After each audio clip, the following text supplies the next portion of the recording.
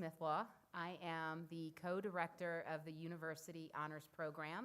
We are delighted to have all of you joining us for our Fall 25 Honors Convocation. We can't call it graduation, it's convocation, but we want to honor the young men and women here today who have completed the honors program and the work that they have done over these past 4 to 5 years.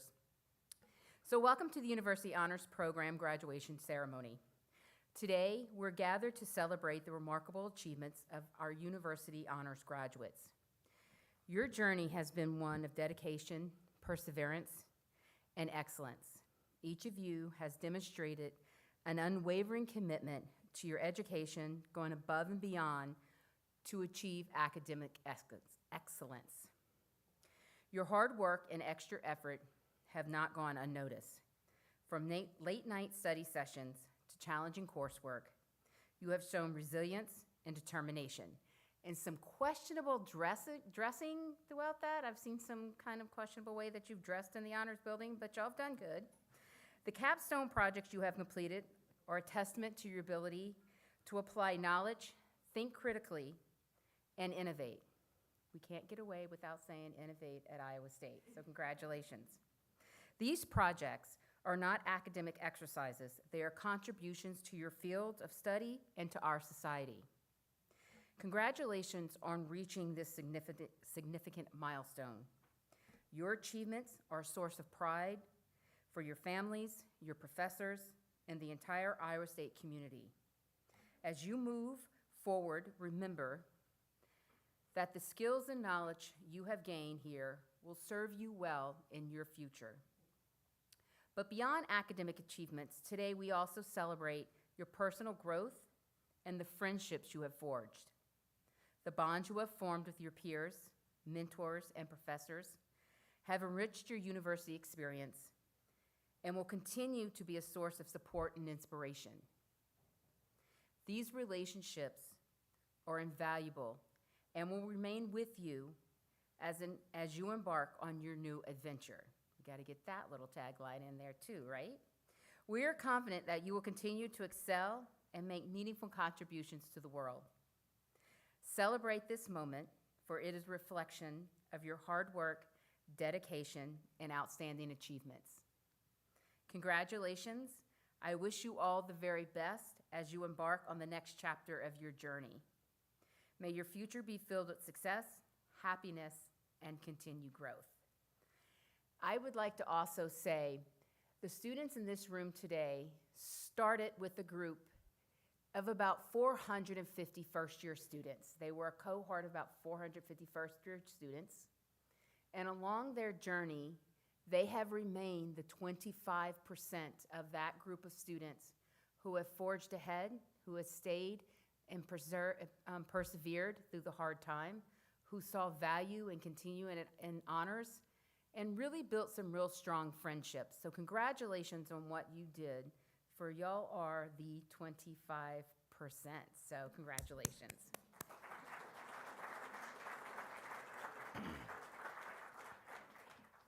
Each year, or each semester, we ask a graduating honors student to come up and speak about their experience at Iowa State and the honors program and anything else they want to share with y'all along the way. This year's graduate address is going to be given by Blake Staten. Blake Staten, here we go. He's a senior graduating in biology with a pre-med focus. He has been doing undergraduate research for the past 3.5 years. Some of you might have the opportunity to see his poster a little earlier today. He has been a member of the pre-med club, but more importantly, Blake has done something in my career, in my 18-year career, that only 2 other honor students have done, and that has been come back for a second round of being an FHP leader as a senior. So thank you. We got late into the summer, and one of our students made a decision to join another university, and we needed a leader, and Emily put a call out, and Blake's like, I'll do it.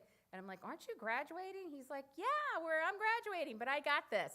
And so thank you very much for coming in. So you must have enjoyed it the first time around that you went and did it the second time around. So not only was he an FHP leader for us twice, he's also been a very active honors ambassador, selling the honors program to first-year students, talking to our alumni, talking to our faculty members. So I'd like today to invite Blake up to this podium to talk to you a little bit about his experience and his graduation experience here at Iowa State.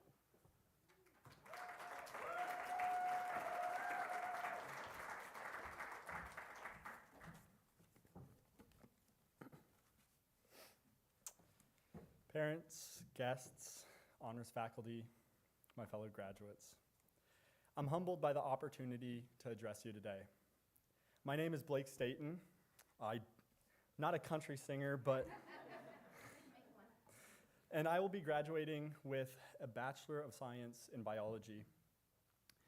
Just like most of you, I remember my opening days as a freshman here at Iowa State University.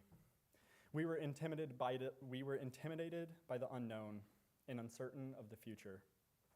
Yet I would assert that we were blessed by the position that we found ourselves in. Amidst over 30,000 students, the honors program provided us all with the opportunity to achieve academic success and thrive within a vast network of students across diverse disciplines and with many different backgrounds. Each of us has had a distinctly unique journey to reach this current moment. Yet we're all sitting in the same chairs and will all be given the same piece of paper with our names and our programs on them. So let me ask you all, is it the finish line that defines this incredible achievement? Is all your work just for that small piece of paper? Over the past weeks, I have challenged myself to find out why the answer to those two questions is no. And I challenge you all to do the same.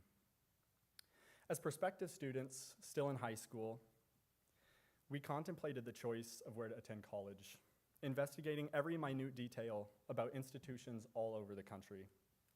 During visits with this honors program, we heard numerous promises about academics and research, involvement and leadership opportunities, and much more.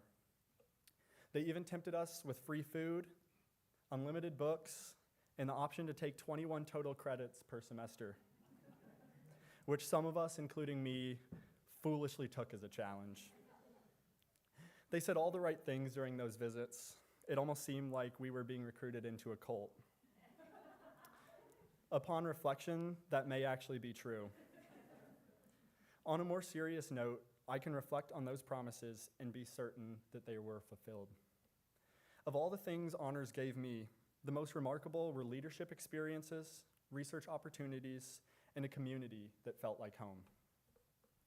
When I was only a sophomore, the opportunity to lead a section of the Freshman Honors Seminar was a highlight of my year. Being able to put my leadership skills to the test pushed me to improve them and showed me that the best way to learn something is to commit to the prospect of success and to never look back. There were 12 freshmen in my honors section and a great co-leader named Will. Over the course of the fall semester, I had the honor of watching 12 nervous freshmen who reminded me a lot of myself just 1 year prior turn into confident students who were committed and involved across campus. That is what the honors program enables us to do.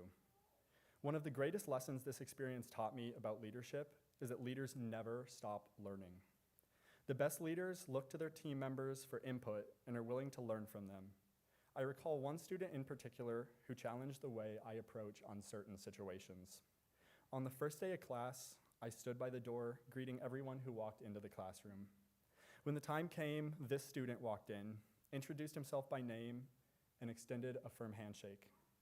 Throughout the semester, this student consistently excelled outside the classroom and was never afraid to stand out. Coincidentally, this is the same student who was foundational in deciding our class's theme would be fulfillment through fortitude. A little different than most. And looking back now, I'm not the least bit surprised. In a place and age where we often seek to be like everyone around us, this student opened my eyes to the value of understanding who you are and what makes you capable of the roles that you take on. I challenge everyone to look at themselves, Understand what makes you unique and why that makes you an important resource in every situation you're in. Once you have looked within, then look around you, because the most insufficiently acknowledged learning comes out of observation of the best of your peers. Honors surrounded all of us with peers we could learn from, which gave us the chance to become the best versions of ourselves. I must not have failed miserably as an FHP leader, because it was just last summer I received that email from Emily asking if I would come back and co-lead another section of Honors 1210. On short notice, she trusted me to get to know my co-leader, John, and prepare to serve as a mentor for freshman students, this time in a unique situation as a senior. Along with John, it has been amazing to apply what I learned before to the role once again. The trust that the honors staff have in me is uniform. Our amazing faculty embrace the goals of the honors program and seek to enable every student, all of us, in the program to be their absolute best. The second of the most important promises that honors made to us was that we would get involved in research. When I reflect on what made my experience at Iowa State University truly unique, I would be remiss if I neglected to mention the research opportunities I had.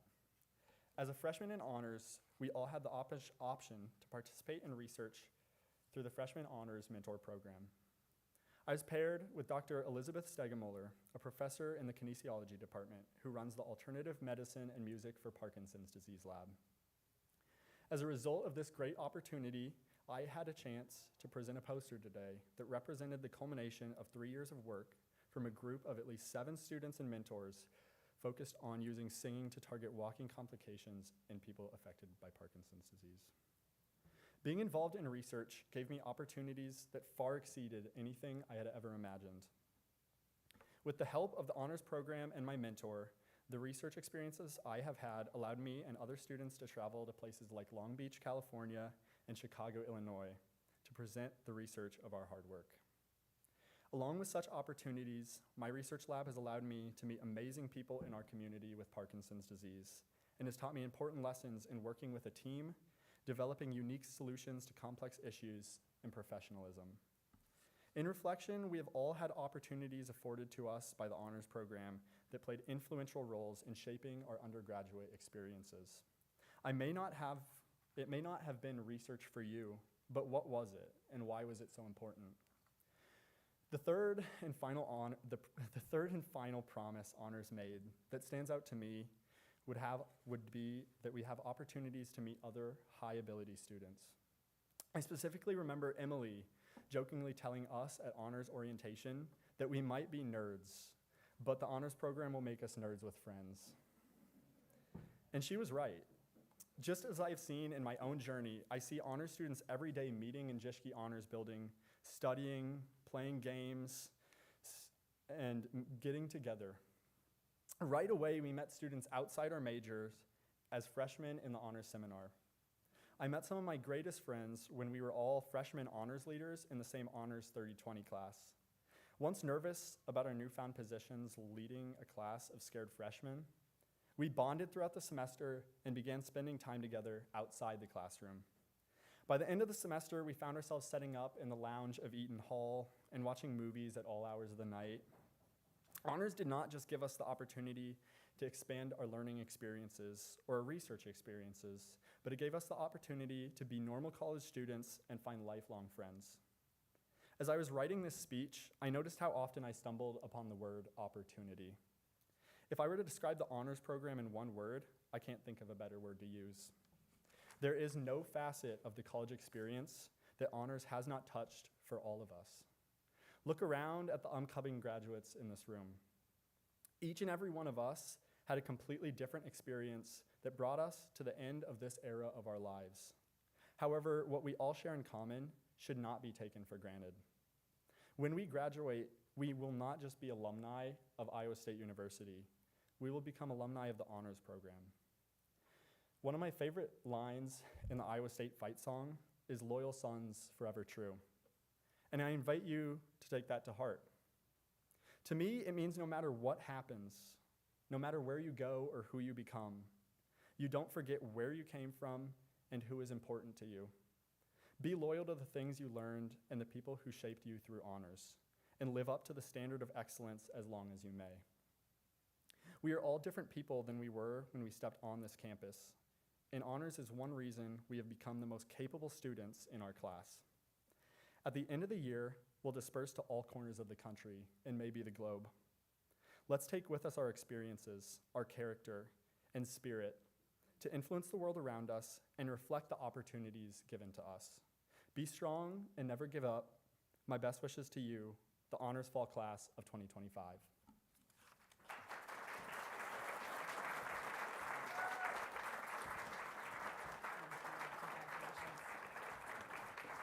Thank you, Blake. That was wonderful.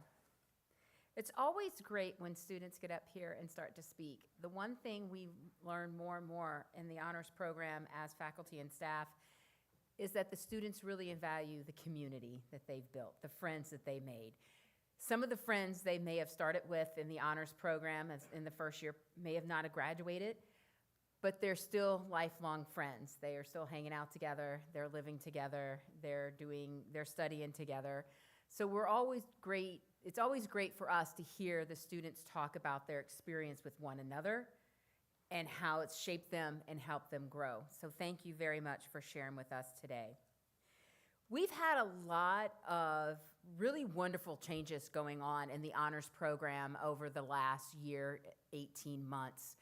We've incorporated a new track for the incoming class that they can do, called the Innovation Track. We've given some of our students the opportunity to start doing group projects based off the UN SDGs. And with that, has brought some new staff to the honors program. I'm going to ask right now, I would like to recognize the honor staff who has been working with y'all in a variety of different ways. I don't know if here comes Erin now.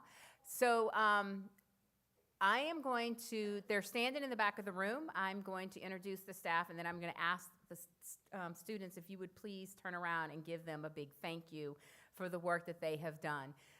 With our first year honors program, our assistant director is Emily Wilcox. She is the one who convinced all of y'all to walk through the door. Next to Emily is Erin Tody. Erin is our student engagement coordinator. Sitting next to Emily a little bit in is Dr. Kurt Rosentrader, who was our faculty fellow and oversees our innovation capstone. And next to Kurt is Kelly Fitzpatrick, who worked with a lot of you on fellowships and scholarships. And Nina van der Zanden could not be with us tonight, but we also have the coordinator for undergraduate research in our house as well. So a lot of individuals was available for y'all and to y'all along the pathway. So thank you all for all the hard work that you have done throughout the years to support the students who are graduating tonight.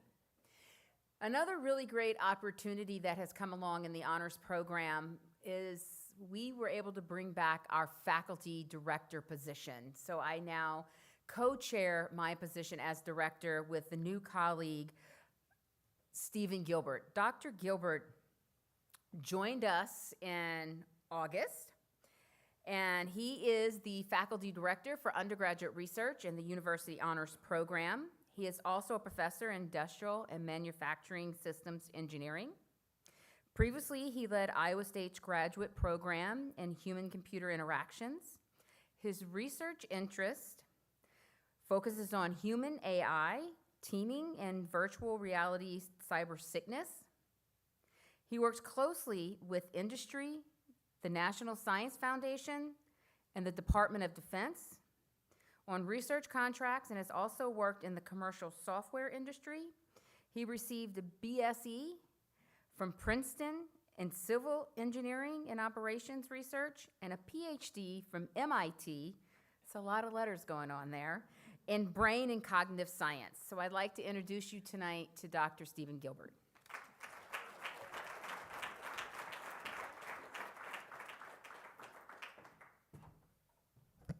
Thank you, Lori. So in a brief talk, I would like to suggest that college is like being in a bus station and that you are figuring out which bus to get on, okay? And a lot of you will focus on where these buses are going. But you know from honors that cares about community building that we're really interested in who's riding the bus with you, right? And part of this is because you may think you're in control of your life. A lot of honors people like to be in control and plan things, but you're really not very much. You can plan to prepare yourself for opportunities that may arise, but you never really know what's going to happen. And so I have 3 brief stories of that from friends of mine to illustrate this point. One is from Matt. I did a lot of engineering problem sets with Matt. You know, we would spend every week in our dorm room and teaching each other and getting through those homeworks. And Matt eventually went to New York City to do Wall Street investment banking and this sort of thing. And that's a culture that's very about you and how much you can achieve by yourself and how much money you can get. And that's great. And that leads to a lot of, leaders. And one day into Matt's office came a guy from Singapore, a banker from Singapore, was visiting for a couple weeks. And, Matt had no real incentive to talk to him because he's only going to be around for 2 weeks. And he's different, and I don't know how to deal with him, right? That could have been Matt's response. But instead, Matt remained curious about people. That's one of my tips for you. See if you can remain curious about other people. He's curious about the guy from Singapore, and he starts talking to him about, well, how is banking different in Singapore? And what do Singaporeans even eat? And should we go out to lunch and let's talk? Which meant that several months later, the guy from Singapore says, hey, Matt, remember us talking? You should come work for me in Singapore. And so Matt today, who's my age, is a professor at a university teaching finance in Singapore while he's also working at a bank. And he's loving it, right? But he would not have expected that, right? And if he's the sort of person who goes out into life and is stereotyping people into categories, he might not have talked to the Singaporean person.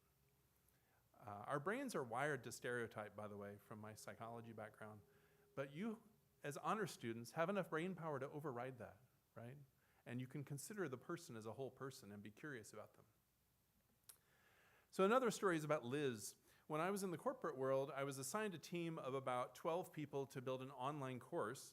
And of my 12 people, I got 3 editors. And in the 2000s, when you're an editor in a corporate environment, that really means you were a person who wished you could be writing novels or poetry, but you can't earn money doing that. And so you go and correct other people's bad writing because there's no Grammarly. And so I remember the editors being treated a little bit like playing cards or pawns in a chessboard. And so my boss came and, well, we're going to give you 12 people, Stephen, and I give you 3 editors. Do you want, Natalie and Betsy and Liz? You want Liz? She's pretty grumpy. And I remember him saying that. And I was like, I had seen Liz on other projects do really well. She was really grumpy, but she would do performance. It was great. I'm like, that's fine. And I was sort of curious about Liz and what made her grumpy. So we got on this team. It was about a 6-month team, and by the end of it, I had gotten to know Liz a little bit, and she was mostly grumpy about people not publishing her poetry, and she was trying to publish poetry books. And, I got to know her some. And so by the end of it, on her next project, she stopped me in the hall after a while and said, you treated me like a person and not, an interchangeable editor, and I really appreciate that, and it gave me the confidence to redo one of my books, and I've gotten it published, right? And so then in COVID, again, she got in touch. She's like, hey, I'm writing a new book of poetry in COVID. I would love for, to feature some poem about some topic you're interested in. Let me write a poem for you. So this has really been a relationship, right? So the relationships you build on that buses are one of the few things you have control over, right? Okay, so the last story about relationship building is with Lori, right? So I've been here since 2007 on this campus doing graduate school and interesting fancy tech projects. And along the way, they put you on committees, like go be on the committee that decides who's going to come and lecture in the MU, or go be on the committee that gives away honors like this. And I met Lori off and on in these committees. And if I had been the sort of person who was very self-focused or took a lot of airtime at the table, she probably would have never invited me a year ago to join her, right? So that came out of the blue. Like, I was very happily running this program in human-computer action, but then I thought, wow, an opportunity to work with all the smart honor students? What a privilege that would be. And I would love to work with Lori. I'd seen her on these committees. So again, this is about trying to be a kind, good citizen and be curious about other people for many years, and then things will pivot in ways you least expect. So that's my only, guidance for you. But I'm sure glad to have you here and see you graduate, and I look forward to hearing your stories after you've gone out a couple years. So thank you. We're going to now progress to handing out things. Yes.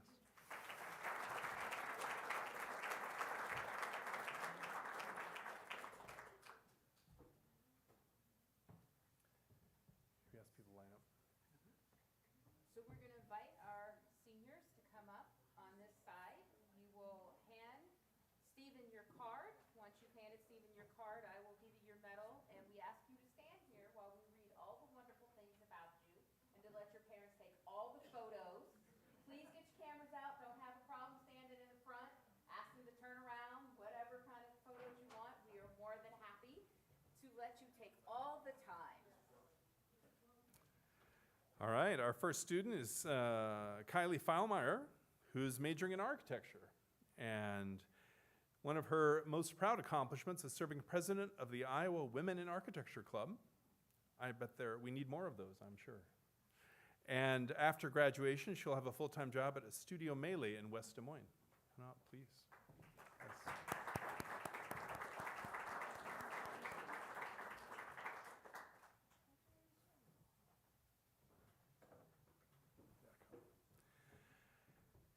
Caroline Sinadel is graduating in industrial design. She's focusing on sustainability as her minor. She fondly remembers being an FHP leader and with a great experience, and after graduation will continue pursuing her creative passions. We want to know what those are later on. Okay, thank you. Caroline.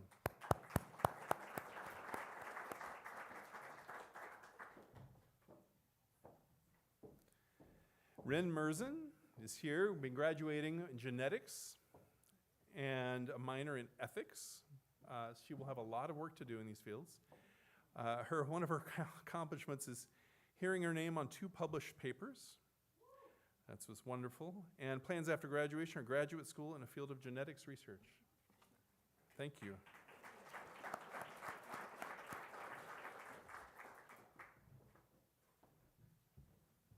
Lucy Gates here is graduating from aerospace engineering with a minor in Chinese studies. So maybe she can translate the instructions we get from some of the aerospace. Okay, she remembers fondly receiving an outstanding student award for Chinese from the World Languages and Culturals Department, and plans to be an engineering mechanics PhD at Iowa State after graduation. So watch for Lucy Gates.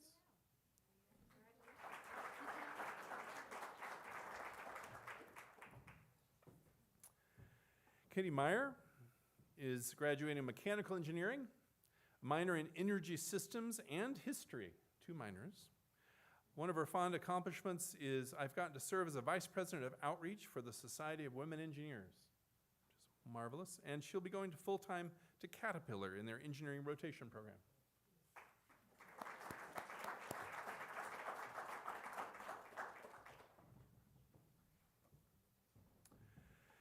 We have Kartik Prasath, who's graduating in aerospace engineering and minor in computer science.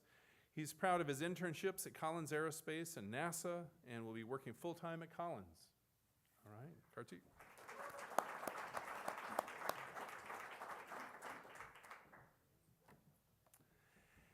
Eduardo Milak Texeira is graduating in aerospace engineering. His accomplishment is that he's been a McNair Scholar and started his own individual research project. He plans after graduation as looking at schools on the West Coast and south in the U.S. All right, Eduardo.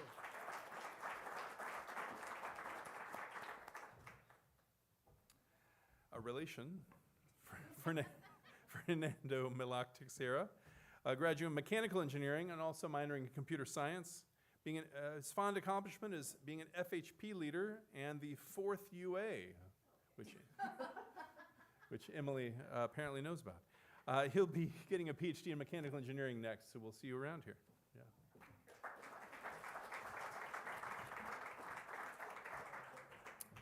Oscar Nielsen is graduating in computer science and world languages and cultures. He's proud of being the president of Harwood House to bring the community together. I got to witness that myself in one of his cabinet meetings. and he's going to get a master's in computer science next. Congratulations.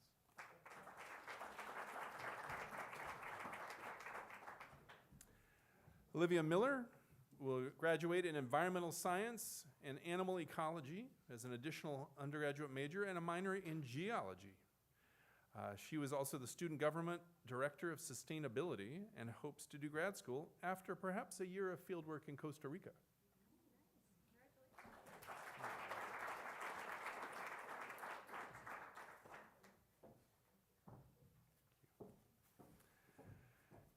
Deb is going to be graduating in biology. She has a fond memory of being an FHP leader and will be going to medical school next. Congratulations, Ree.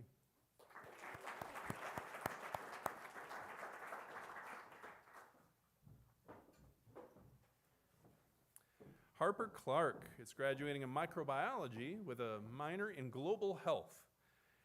She has fond memories of finding community in Ames and plans to work in healthcare and keep learning. So that'll be great.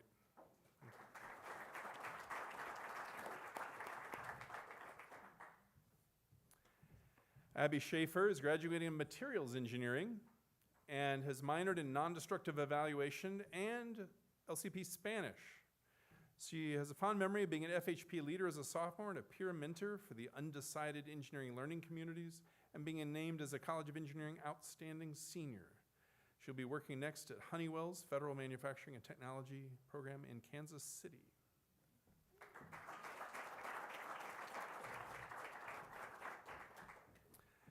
Ben Smock is graduating in industrial engineering with a minor in economics. He was inducted into the Cardinal Key Society and plans to work at Cretex Medical afterwards. Congratulations.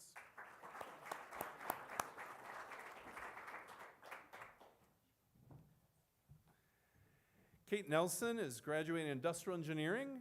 She's proud of being a Cyclone Aid advisor during the summer of '23 and plans to be an industrial engineer at Collins Aerospace after graduation, joining Kartik, I believe.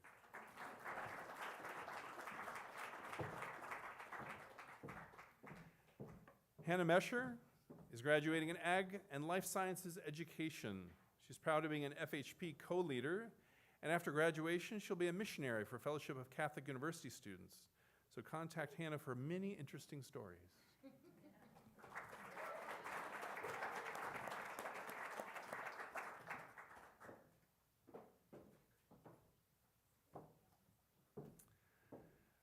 Renee Hartung is graduating in biology with a minor in psychology and is proud of being inducted into the Cardinal Key Honor Society and co-leading with Eli. And she plans after graduating to go to optometry school at Rocky Mountain University in Utah. Congratulations.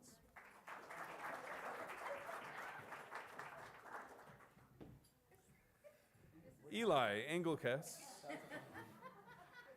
is graduating in biology, a minor in psychology, and he's proud of his fond memories eating Cinnamon Crunch bagels at Bagels and Brew and collaborating with Renee, and hopes to be has plans to be a physician assistant at Northwestern College. Congratulations.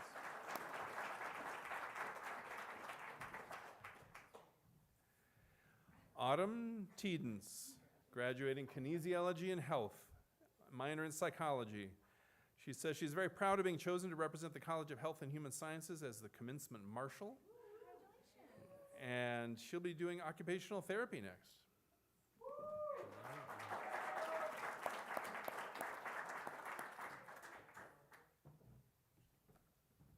Mackenzie Lilly is graduating from animal science with a certificate in dairy cattle production management. She's proud of being the vice president of communications for Alpha Sigma Kappa. And next she'll be working at the Iowa State Veterinary Diagnostic Lab right up the street.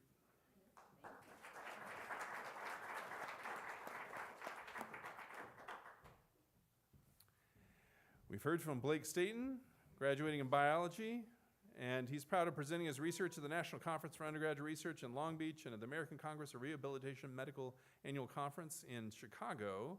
And next he's going to work in healthcare and go to medical school. Go Blake. So if you look, we will now parade the amazing honor students before you. Photos, so we're gonna put them here.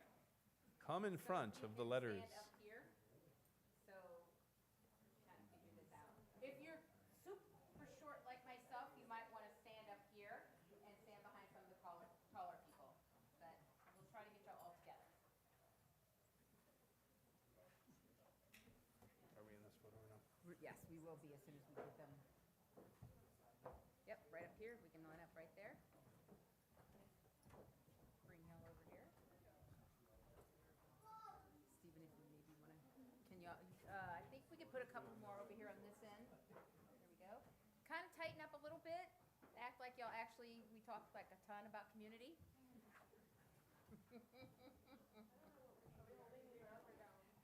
And make sure they're not upside down. We get that off the red dots on the bottom. All right.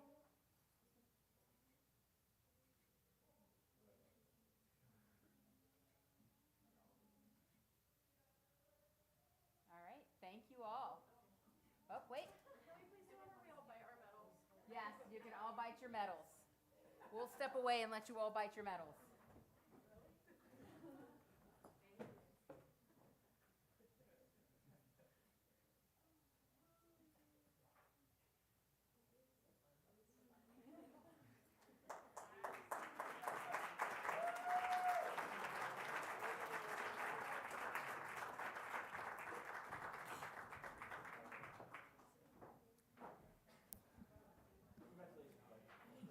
So it is always so great to do the fall commencement because it's so much smaller than the spring, because we'll have somewhere around 130, 140 students parading along the Diaz, and we're kind of reading quickly and not as many pictures. But the one thing we do always like to end with, because we are aware of the fact that none of you could have achieved what you achieved today with not the individuals sitting behind you, whether they supported you late nights when you were crying over exam, or they were supporting you when you went through some kind of a relationship breakup, and or helping you get in and out of your apartment. So I would ask all of the students to please stand, turn around, and give an applause to the family and friends who are sitting behind you.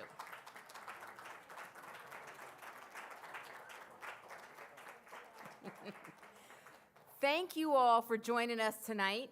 We do really appreciate you being here and celebrating with these honor students and the achievements that they have accomplished during their time at Iowa State. When they go through graduation on next Saturday, one of the things that President Winterstein will do as one of her last official acts as president of the university is going to ask all the honor students to please stand and be recognized. So we're super excited to see y'all standing in the middle of Hilton Coliseum as such a small group with your medals on. So please wear them. You are allowed to wear them. Wear them to class every day between now and the time that you graduate, and tell everybody why you accomplished and why you get this particular medal. Thank you all again. We appreciate you being with here tonight. Please stick around. Have some photos with your students, enjoy, but I will remind you the women's Iowa State game tips off at 6 o'clock, so if you want to get out of here or get to the game, you might need to start making some plans. So thank you very much. Have a good evening.